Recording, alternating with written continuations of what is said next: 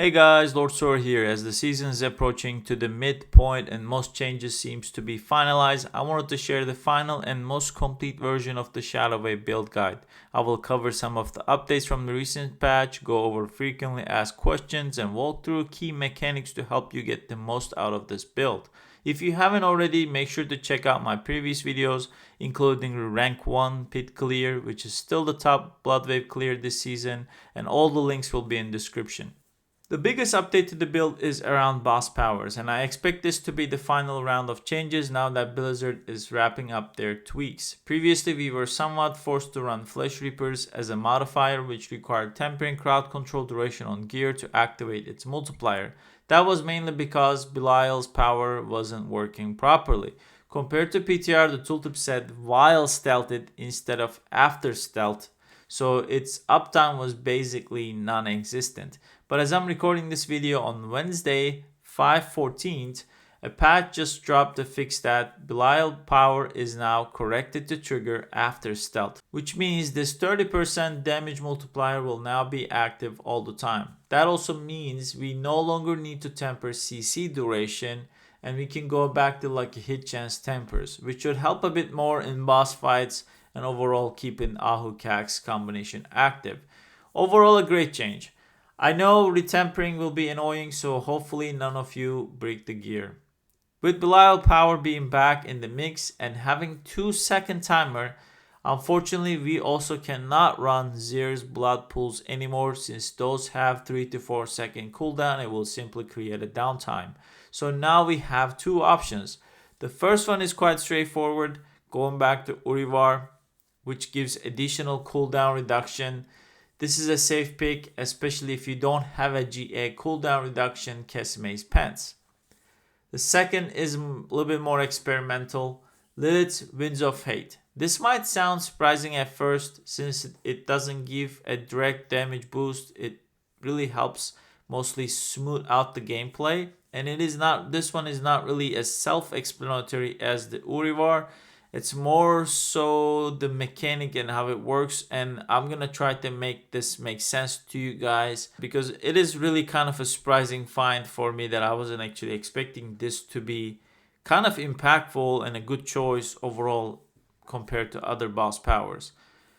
This one has a knockback, and the knockback creates a space to actually pick up blood orbs and reduces how often you get CC'd, which is something I'm really struggling to pinpoint and create a good amount of evidence to confidently say. However, because it pushes mobs away from you and it creates the space constantly between you and the mobs, and you're able to pick up the blood orbs easily and you don't get attacked as easy, it actually reduces how often you get CC'd. Also, there is another aspect of this. When enemies are tightly grouped because of waves pull, sometimes the damage does not register properly, especially when they're in those big clumps of enemies and when you pull so many. This knockback of this boss power helps you actually break those clumps up, improving the overall hits. They start to register more. Again, this is experimental. I am still trying to understand how this works. I'm trying to collect as many sample sizes as possible. Sadly, it's really hard to compare accurately due to RNG in the pit. You can't really just compare apples to apples because one clear time is not really transferring to another clear time because of the mob type, the layout, and all that stuff. But I would like to hear your feedback. Let me know if you tested Lilith's Winds of Hate power and if you feel any difference. I have asked a few people in my community and few trusted people that I theory craft with, and they actually reported the same thing. So I think there's something here. I'm not sure if it's placebo, but I would like for you guys to test it as well. I feel like I'm onto something here. It's actually really helping me clear out mobs much faster, and the gameplay feels much smoother. So here, between the two, we gotta make a choice at some point, and eventually I'm gonna commit to one and update the planner and the written guide accordingly. So check back and follow along my guide and follow along my channel so that you'll get updates on this. But either option, you cannot go wrong. One gives a good steady amount of cooldown reduction, which helps on the boss fight. Other one seems to be significantly helping during the clear. So we'll see which direction we go with this. Another thing I would like to highlight is a small Paragon change. I also made a change to my Paragon portion of my Paragon. As my gear came together, I start to feel really tanky, enough to drop the DR and fortify nodes at the top of the board here, and instead prioritizing grabbing as much more intelligence as possible. My Paragon level is still somewhat low, which holds back some of my damage, but once we get to a certain point, it's really all about maximizing and grabbing as many intelligence nodes as possible. There's also a small change on the skill tree. This is only for the pit pushing variant. I dropped a couple of points from standalone. The same logic. Really don't need the DR, feel quite tanky. Put them into the reap, especially initiates reap, since I don't need as much DR. In the reap, actually the execute is quite helpful, and I am putting a gameplay example here. Sometimes you're clearing and there's these leftover mobs with like a very small percentage of HP, and I just cast the reap there and then clear it all out instead of having to cast one or more blood waves, depending on if these are increased HP mobs, which often they are. So this quick execute, 5% execute, is helping quite in the during the clear. It's some kind of a mechanic you need to kind of practice and master. I'm still kind of trying to get a hang of it and use it efficiently, but it's actually quite helpful during the clear. So this is the small tweak that I did on the pit pushing variant as a skill tree update. With these changes out of the way, for the rest of this video, I really want to focus on some of the key mechanics of the build, as you guys have been quite familiar with the build now, the aspects and how everything works. Rest of the video, I really want to touch on some of the most frequently asked questions and some of the key mechanics to maximize your overall damage output. First, let's talk about the Blood Wave. Is our ultimate ability combined with Kessimes' legacy unique pants and ultimate shadow aspect. The animation of the Blood Wave turns into a shadow wave, and instead of vertical waves going out, they become horizontally and they come towards you, pulling enemies towards you as well, which is very effective. The ability turns into a very effective ability, which I think is known by all of you at this point. Shadow Wave gets most of its damage by overpowering. One of the key aspects of the build allows Shadow Wave to overpower at all times is our key passive, Ratmus Vigor. Ratmus Vigor has an internal timer of 15 seconds. You reduce this timer by healing or picking up blood orbs. Each blood orb you pick up will reduce this timer by 2 seconds. So after each wave cast, you do have to pick up about 6 to 8 blood orbs. If you see sometimes that your blood wave is doing no damage, this will happen if you turned off every damage number except Overpower and you have missed the timer. You haven't picked up enough orbs to reset the blood wave, the Ratmus Vigor timer, so that your blood wave ended up doing non-overpower damage, which you won't see that damage number on your screen if you turn them off.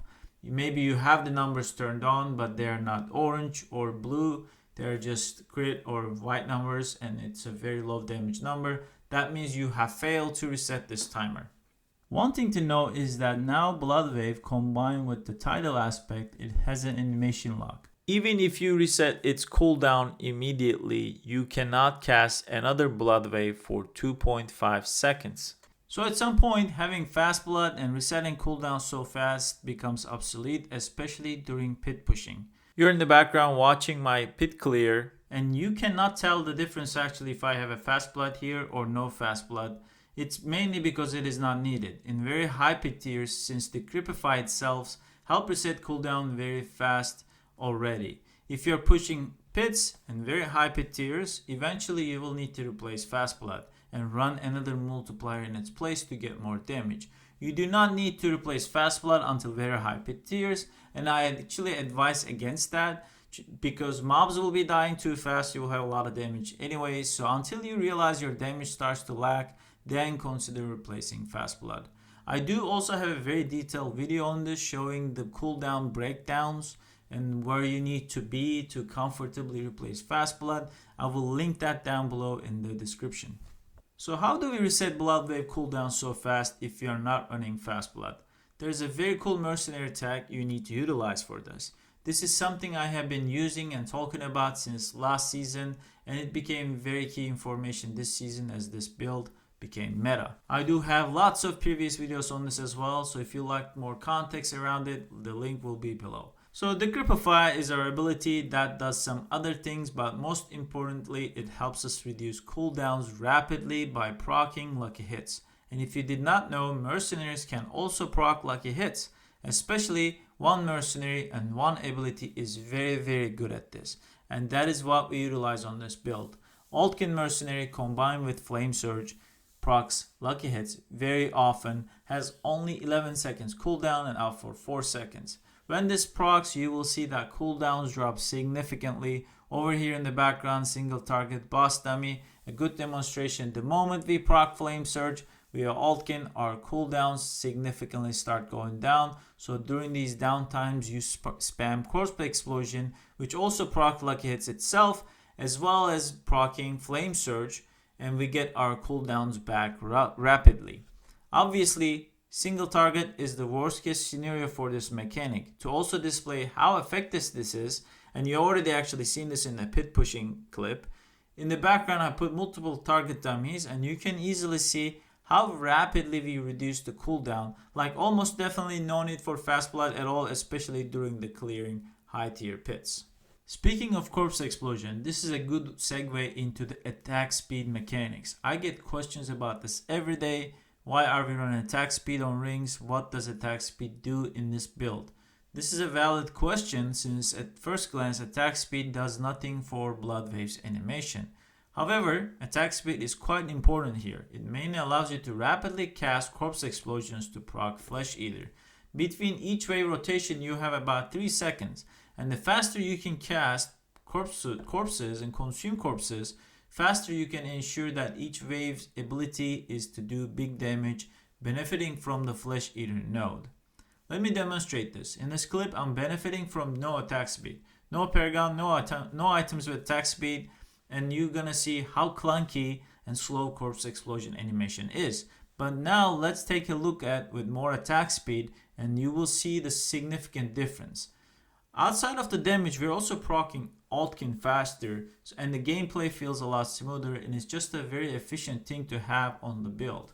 You will also notice another thing, the Blood Wave animation can be also clunky, and you will get stunned or feared or frozen before you can get the cast off.